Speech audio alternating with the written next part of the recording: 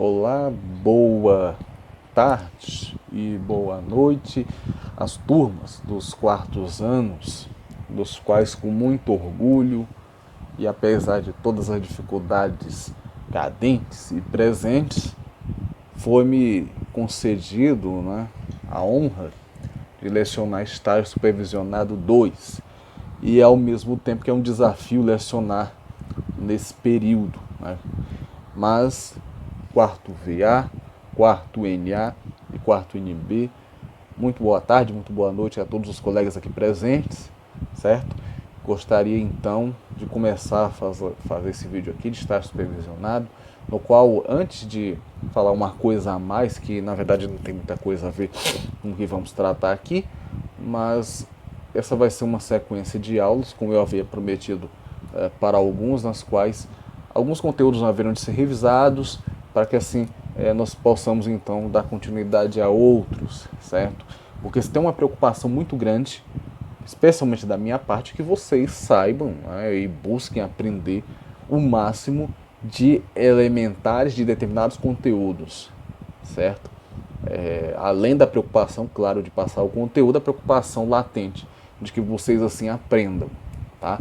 Esse é um ponto. O outro ponto, e essa é uma coisa que eu julgo particularmente até um pouco mais séria. Essa semana talvez tenha sido a semana menos produtiva da disciplina. E não foi à toa, senão o fato de o professor de vocês aqui estar com uma saúde, assim, de certa forma que eu não sei como surgiu, sabe? Primeiro veio uma crise alérgica muito profunda, da qual muito tempo eu não tinha. Consegui debelar a crise. Aí, logo em seguida, um mal-estar absurdo pelo corpo, seguido de algumas dores. Pensei num primeiro momento que fosse talvez alguma crise de ordem estomacal, mas também consegui solucionar isso, mas o mal-estar continuou, as dores corporais continuaram e febre eu não tive, em momento algum, Não tive, não é gripe, de modo que a última vez que eu me senti assim, eu estava com dengue. Não sei sinceramente com que eu tô. Não sei.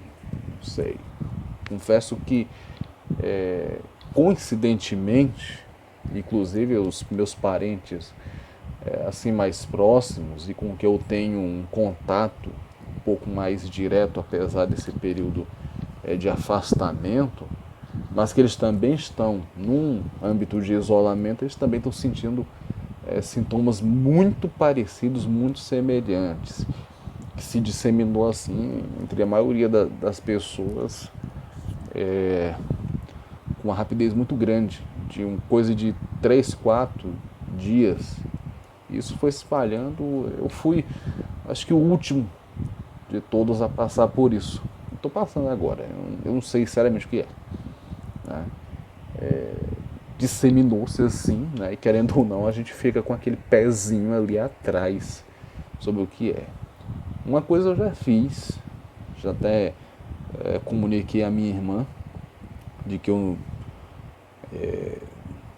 não tenho condições particularmente de ajudar com a saúde da minha mãe, porque era uma coisa que eu estava fazendo. Minha mãe está em isolamento, eu estou em isolamento, mas e a gente está tendo os cuidados devidos. Sempre quando se direcionava para ir até ela, porque querendo ou não requer algum cuidado, requer alguma atenção especial, por ser mãe e por ser doente também, tem outros problemas de saúde. E eu estava periodicamente me deslocando. Então logo isso aconteceu, eu já informei a minha irmã, olha, eu vou ficar aqui, esperar isso tudo passar, certo? Porque eu não tenho como ter contato direto com a minha mãe. Então é uma situação que quero acreditar de certa forma que não é nada demais, que é talvez aí se for um caso de um princípio de dengue, alguma coisa, em breve vai passar com a medicação devida, que já está comprada, mas não é por uma questão de segurança, por uma questão de cuidado, eu estou, me ausentando de muita coisa para cuidar disso, para estar bem, certo? Continuar enquanto perdurar todo esse período de afastamento e assim bugnar para minha saúde, né? Para que tudo caminhe bem, caminhe tranquilo e eu possa então manter-me, né, bem, para lecionar para vocês e na medida do possível, né, fazer aí os devidos auxílios e ajudas às pessoas que de certa forma estão do nosso lado, né, que também precisam de ajuda e de auxílio. Então, esse foi o motivo. Realmente estava muito mal mesmo, certo? E ainda estou com algumas dores nas articulações abdominais. Não fiz nenhum trabalho, não fiz nenhum esforço, nada disso. Surgiu mesmo de uma forma inesperada, assim, né? E sem contar que contatos, né, foram literalmente poucos. E geralmente, quando eu tenho contatos fora, certo? Durante esse período, que vou ou numa farmácia ou num supermercado, que é para onde eu, de certa forma, vou mais, o que acontece? Eu retorno e eu faço todo um processo de higienização meu e, ao mesmo tempo, dos objetos que entram aqui, né? Mas, enfim, né? Enfim, situação e situação. E aqui estamos. Vamos lá, então, começar nossos trabalhos, ou pelo menos recomeçá-los. Bem, pessoal, eu vou hoje enfatizar, começar o nosso trabalho, começar nossas atividades, tratando especificamente do artigo 542 do Código de Processo Civil. Esse artigo está justamente no título das chamadas ações especiais ou procedimentos especiais no âmbito processual civil, certo? São situações bem específicas e das quais o norteador delas não difere muito do processo civil em geral. Os procedimentos aqui também não diferem tanto, mas nós temos que prestar atenção em muitos detalhes que acabam norteando todas as tratativas relativas a essas ações, seja desde o direito de ação, certo, até uma fase a posteriori, a fase de procedimento relativo ao processo de conhecimento, né? E seguindo até a fase recursal, que aí é outra fase da processualística, né? É outra fase do sistema processual assim apresentável. Então, nós vamos ter ali, primeiramente, né, novamente enfatizando com vocês, né, é o artigo 539, que fala de casos previstos em lei. No caso, poderá o devedor terceiro requerer, com efeito de pagamento, a consignação da quantia ou da coisa devida, né? Então, aqui situações específicas nos quais você vai ter aquela relação credor-devedor, e no qual o devedor ele oferta um determinado pagamento, né? Ele faz a oferta de um determinado pagamento, consigna isso a uma conta, consigna isso a um depósito, certo? E informa, consequentemente, ao credor que efetuou então o pagamento, certo? Só que aí ficamos naquela situação bem peculiar que é do procedimento, que é o seguinte: esse credor, ele concorda ou ele não concorda? Ele aceita ou ele não aceita aquele pagamento? Porque podemos muito bem ter, e aí nós bem sabemos, aquela situação na qual, digamos que foi acertado um pagamento em dinheiro, mas aí o pagamento é realizado em sacas de café, o pagamento é realizado em barras de ouro, o pagamento é realizado em uma dada quantia de joias, o pagamento é realizado em 10 barris de petróleo, não é? E pode ser que esses objetos equivalham a parte do pagamento, não o pagamento na íntegra. E isso vai ter uma implicação, porque, consequentemente, se é parte do pagamento, a pergunta que não vai calar para o credor é: quando é que ele vai pagar a íntegra, quando é que ele vai pagar o restante, quando é que ele vai pagar o que ele de fato lhe deve. Porque ele pagou parte, não pagou na íntegra. Então, a dívida, teoricamente, ainda continua. Né? Então, essa vai ser, consequentemente, a primeira implicação. Né? E a outra, poderemos ter, sem dúvida alguma, o fato de o pagamento ser realizado na íntegra e ainda assim o credor levantar alguma suspeita, levantar alguma questão, algum fato ali que, na visão dele, compromete o lastro, ou seja, a validade, compromete a qualidade daquele pagamento, certo? Aí fica critério sobre critério, situação sobre situação, e assim então como proceder, né? Como assim ser encaminhado devidamente. Como vocês veem, é uma situação bem específica, né? É um credor que não aceita um pagamento, elenca alguns motivos para não aceitar esse pagamento, né? Claro que isso aqui é uma coisa que eu confesso a vocês, eu nunca vi. Já vi situações de você ter pagamentos de fato em parte, né? E o credor questionar, olha, não ter pago na íntegra, porque o valor certo é esse. Né? O valor certo é esse. Certo? Eu até posso aceitar isso daqui como parte do pagamento realizado, mas que foi pago na íntegra, como o devedor está dizendo, não foi não, porque falta 20%, 50% da dívida a ser quitada. E aí o procedimento, pelo menos a nível de juizado especial civil, é tranquilo.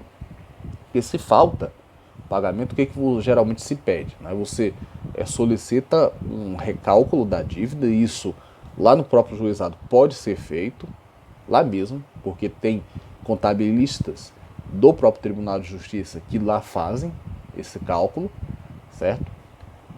E depois de feito o cálculo, né, pode ser requerido o restante, certo? Pode se requerer, pode se pugnar no âmbito da execução civil o acréscimo daquilo que de fato falta. Né? Isso pode ser realizado, certo?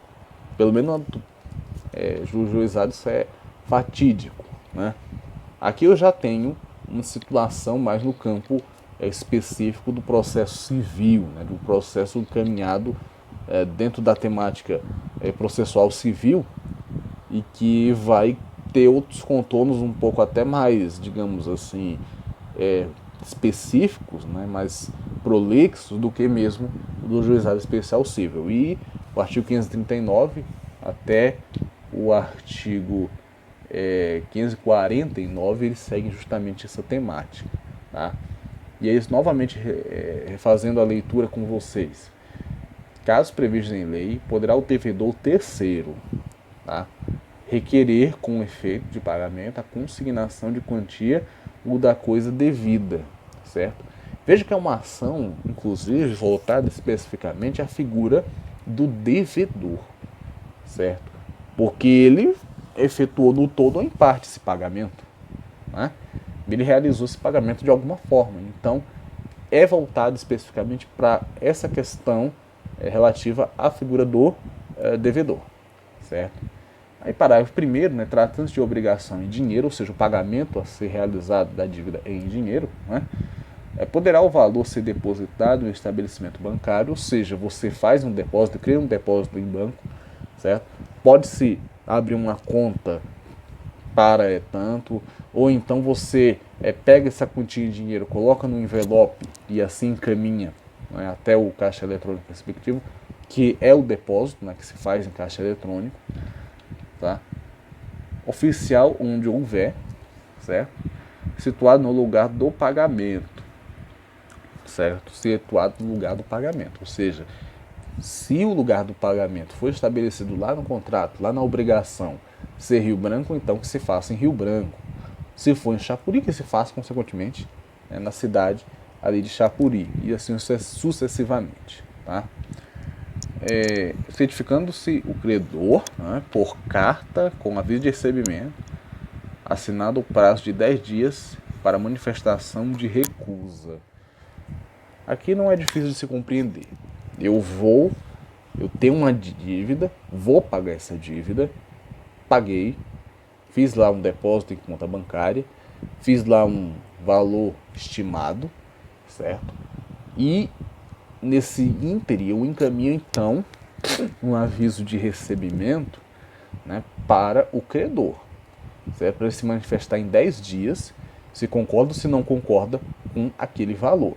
Frise num pequeno detalhe aqui que é bom de se falar, que é bom de se absorver. Até aqui eu não tenho ainda uma ação, eu não tenho ainda um processo, eu não tenho ainda uma ação de consignação em pagamento, eu não tenho, em hipótese alguma.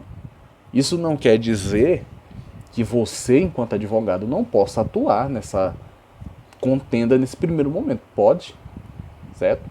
Nesse caso, o que você vai fazer fundamentalmente? Primeiro, você vai pode encaminhar junto à agência bancária um pedido, né, de abertura de conta para fins de depósito dessa quantia, tendo em vista a dívida que o seu cliente tem com uma determinada pessoa, né? E a seguir, uma vez criado essa conta, uma vez realizado esse depósito, qual é o seu trabalho agora enquanto advogado? Você vai então cientificar, certo, ao credor quanto a essa questão específica do parágrafo 1º do artigo 539, que não é outra senão concorda ou não concorda, e se manifeste dentro do prazo de 10 dias. Frise-se num detalhe que não podemos esquecer jamais, certo? Mas que aqui e acolá é sempre bom relembrarmos. É um prazo processual, certo? É um prazo processual. Então, se é um prazo processual, logo eu só posso contar dias úteis, certo? Passando-se feriados, passando-se fins de semana. Então, eu só posso contar dias úteis nessa questão, tá? Então, isso é um ponto também a ser salutável. Então, veja como você pode atuar como advogado aqui. Não necessariamente pugnando por uma ação. Claro que isso mais adiante pode ser possível, sem maiores problemas, mas é interessante notar que antes mesmo do processo você já pode atuar, você já pode agir, você já pode assim ser de certa forma levado a essa interpretação, correto? Então é bom que tenhamos isso em mente, certo? Não temos processo, podemos atuar antes mesmo do encaminhar do processo, prestando assistência jurídica nesse caso, tá? E dentro dessa assistência jurídica notificando ao credor quanto à necessidade de, olha, tem um depósito lá em teu nome, tem uma quantia lá em teu nome. Isso é muito importante, porque se porventura for necessário ingressar com o processo, você na ação vai suscitar justamente essas questões que você aqui elencou. Você vai dizer, olha, foi realizado o depósito, foi dado o prazo a ele conforme dispõe o artigo 539, parágrafo 1º, mas ele não se manifestou. Eis uma das razões de ingressarmos aqui com a ação de consignação em pagamento. Então, é como se você, dentro dessa forma de se pagar, você já extraísse elementos suficientes ao ingresso de uma ação futura, certo?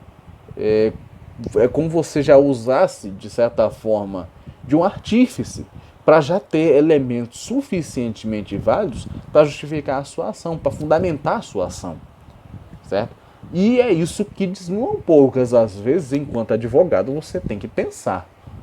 Aliás, não só o advogado, né? O juiz também tem esse campo, né, de um pensar prospectivo. O Ministério Público também tem esse pensar prospectivo.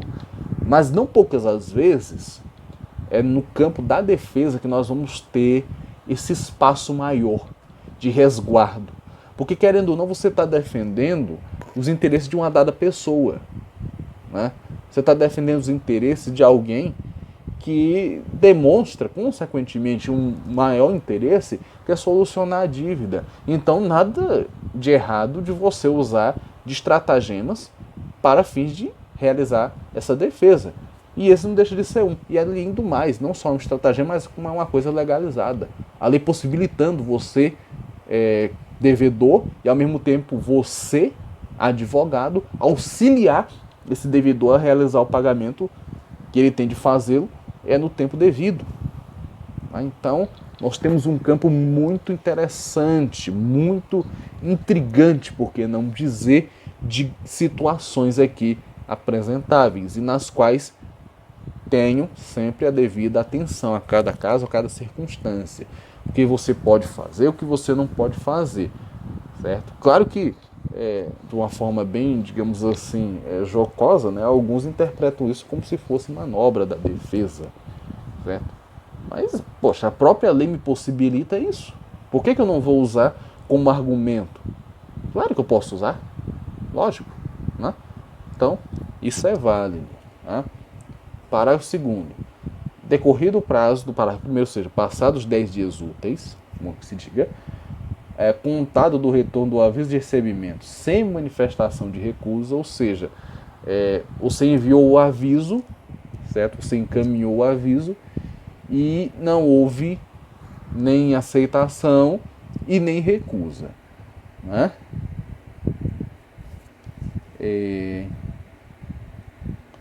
Então, aí alguém talvez pergunte, professor, mas esse aviso de recebimento vai ser eu que vou encaminhar, vai ser o correio que vai encaminhar, vai ser o banco que vai encaminhar? Bom, se você de fato está na condição de advogado, você tem todo o direito de assim fazê-lo, certo?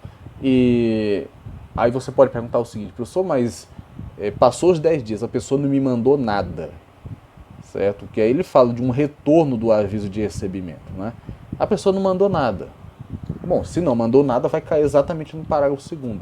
Porque o parágrafo 2º ele não só fala de não retorno do aviso de recebimento, mas ele fundamentalmente enfatiza o fato da pessoa não ter se manifestado, seja pelo aviso de recebimento, seja por qualquer outro meio. Ele não se manifestou, se concorda ou se não concorda. Então é isso que vai, de certa forma, pegar um pouco aqui neste espaço. Tá? Aí vamos ter o quê? Considerar-se ao devedor liberado da obrigação ficando à disposição do credor a quantia depositada. Né? É claro que eu já enfatizei isso uma vez, vou enfatizar novamente. Isso aqui vai depender muito também, sabe, se houve o depósito na íntegra da dívida, certo? Se, de fato, ainda que a dívida tenha sido paga de uma forma parcelada e parte dela está no depósito, parte dela apenas está no depósito, mas ainda assim, o que vai acontecer? Se parte dela está no depósito, então pode consignar aquela parte lá como parte do pagamento realizado. Agora tem que realizar outra parte. Porque o parágrafo está voltado se de fato nós tivermos uma situação em que você tenha pago o valor na íntegra. Se o valor foi pago na sua íntegra, muito bem. Você se livrou da dívida. Você pagou a dívida. Está lá pago, você já não deve mais nada. O valor vai ficar à disposição do credor. Agora, se por outro lado é parte apenas da dívida paga, aí por uma questão de lógica, por uma questão de razoabilidade, proporcionalidade da medida que foi tomada por você e daquilo que tende a ser tomado pelo juízo, né? O que vai acontecer? Bom, o senhor se livrou de parte da dívida, a outra parte o senhor ainda está pendente, certo? Então parte o senhor livrou, a outra parte, certo? Aí vamos ter que verificar outras hipóteses, outros mecanismos para você então fazer o pagamento, né? Que ainda falta. Isso é um dado interessante. Se de fato a dívida foi paga na íntegra, devedor liberado. Devedor liberado. Foi pago, foi apostado, foi tirado um depósito, certo? Foi tida assistência jurídica, inclusive, para a realização desse depósito. Ainda assim, não houve manifestação de aceitação, não houve manifestação de vontade por parte do credor. Aí vem aquela palavrinha básica, né? Paciência, se ele não concordou. Agora, eu estou livre da dívida, sem dúvida alguma, porque está à disposição dele. Agora, por outro lado, se não foi pago na íntegra, vai ter que ser pago o restante. Tá? E aí vai não ter uma implicação, né, de ordem processual curiosa, porque você pode muito bem ter uma ação proposta pelo credor exigindo o término do pagamento da dívida. Certo? Pode-se ter isso, sem sombra de dúvidas, seguindo o trâmite processual habitual. Tá? Isso é também válido. Parágrafo 3º. Decorrida a recusa manifestada por escrito. Veja que o parágrafo 2º fala de uma não recusa. Ou recusa. O fato é que não tem uma manifestação. Se eu não tenho manifestação e o depósito foi pago na íntegra, devedor liberado da dívida. Certo?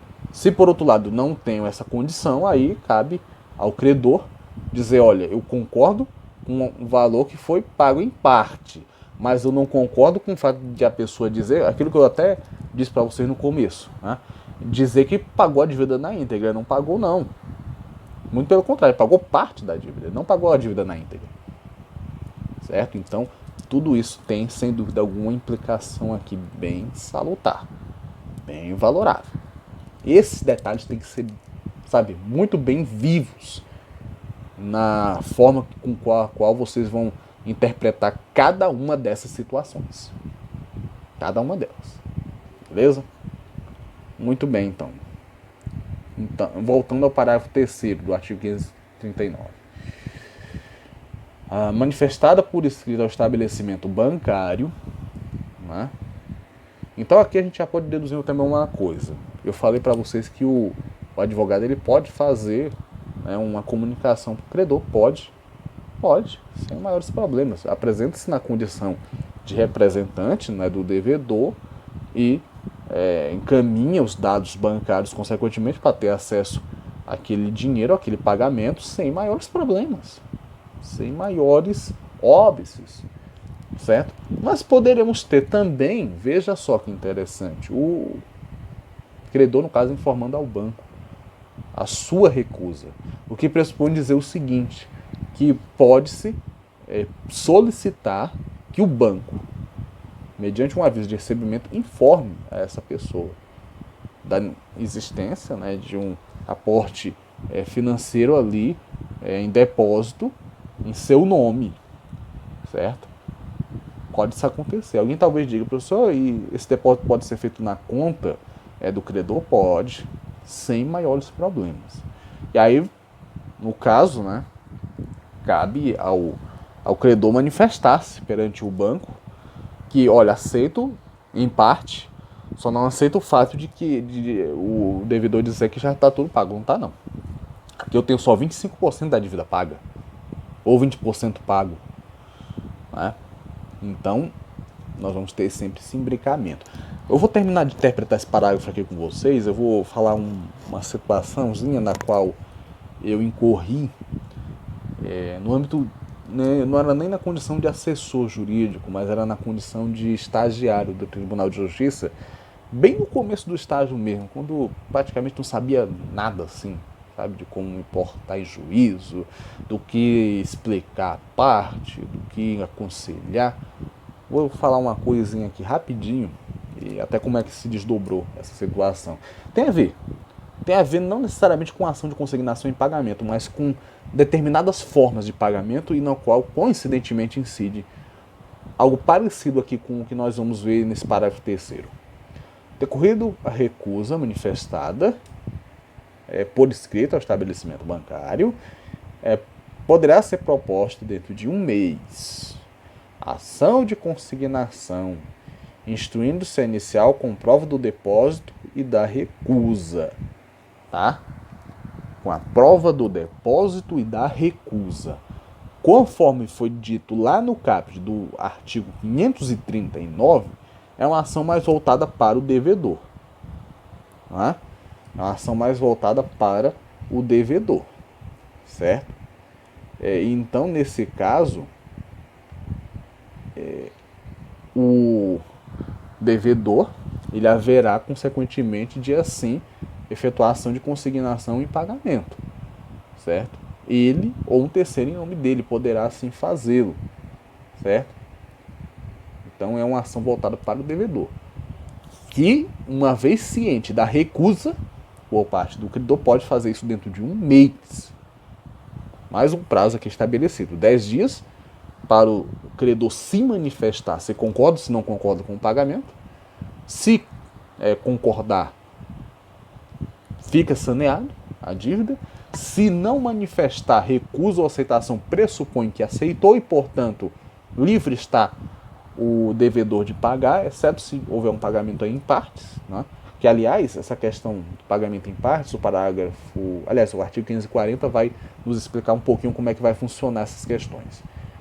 De todo caso, eu tenho, então, o artigo 3º, aliás, o parágrafo 3º do artigo 539, que vai falar justamente da possibilidade da ação de consignação em pagamento ser realizada dentro de um mês, certo? Contado da ciência, né, de manifestação quanto à recusa, né, e aceitação desse pagamento, certo? Antes de ir para o parágrafo 4º, conforme eu ia explicar para vocês o que aconteceu, um senhor, né, havia feito um empréstimo. Aliás, empréstimo? Foi empréstimo? Não foi empréstimo não. Na verdade,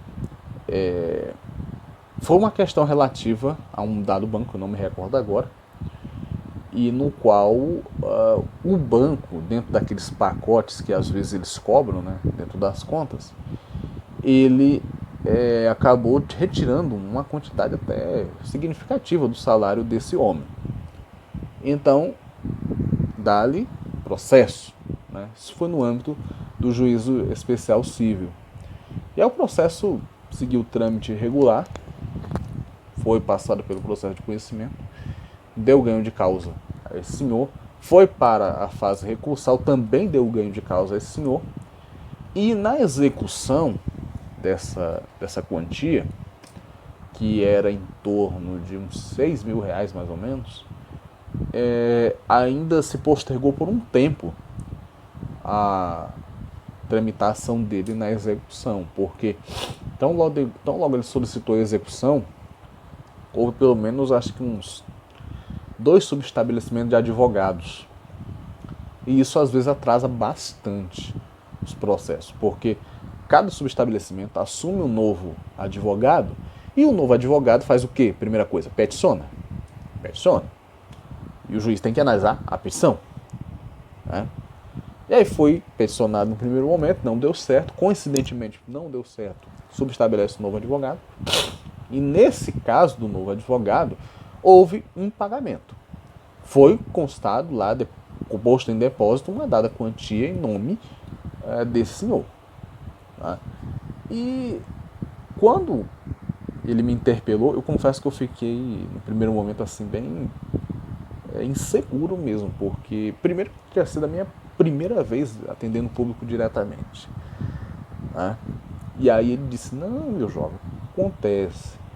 Como você vê, lá no primeiro momento, a dívida é essa, inclusive atualizada aqui pelo próprio juízo. Tá? E só me foi pago isso aqui. Aí eu queria saber o que você me aconselha a fazer, o que eu poderia fazer aqui. Né? Porque eles disseram que pagaram tudo, mas não pagaram tudo.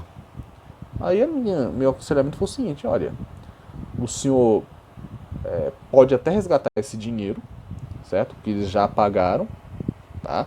O senhor pode fazer o resgate desse dinheiro. E com relação ao restante, eu não vejo outra alternativa senão o senhor pedir aqui, né, que eles paguem o que ainda deve, certo? E eu ainda falei o seguinte, olha, se porventura o senhor for interpelado, não, mas houve o pagamento da dívida como um todo. O senhor diga, não, pagamento da dívida não. Tem um depósito lá, mas é uma parte da dívida. Né? O senhor pode alegar isso, certo? Para que assim o senhor tenha o seu direito contemplado. Né? Agora, onde é que está a perspicácia nessa questão? Eu não poderia ter feito isso.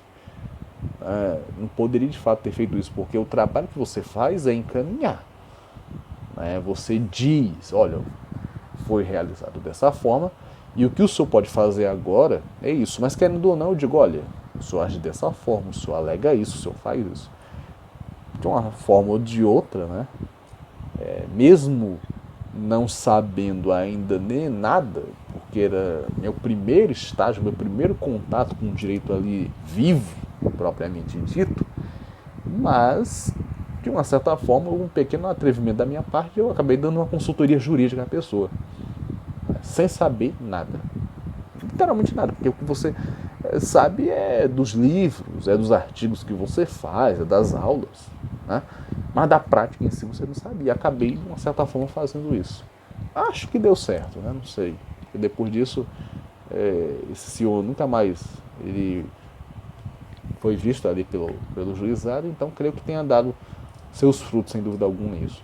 Mas aí a perspicácia está justamente nisso, né? Às vezes, como estudante, nós da área jurídica, nós temos isso, né? A gente quer, de certa forma, apresentar soluções, né? A gente quer apresentar um mundo, né, de situações e, felizmente, acho que deu certo, né?